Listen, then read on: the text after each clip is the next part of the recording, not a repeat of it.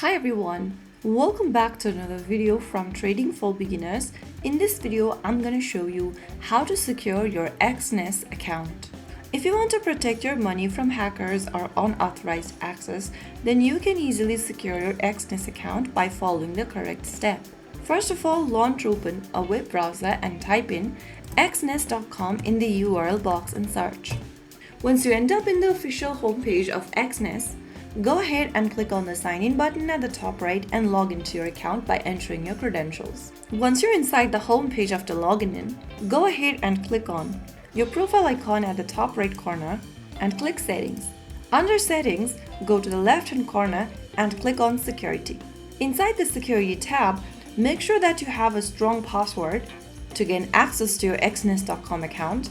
If you are not sure about your password's security, then you can also change it from here.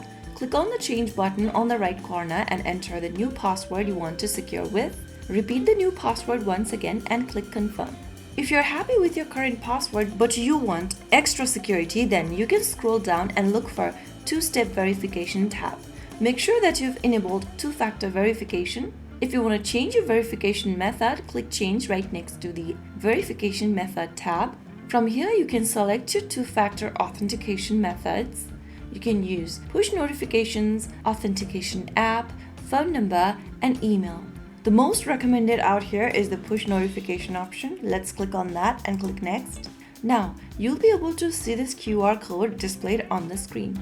To enhance the security of your funds, download and install the latest version of the app and enable the push notification within the app. Once you do that, you'll be able to secure your exness.com account. But I have currently enabled two-factor authentication and a selected email, so that works for me right now.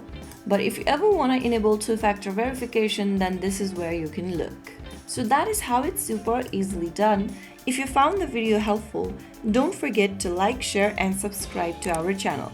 I will be back again in the next video. Stay tuned till then.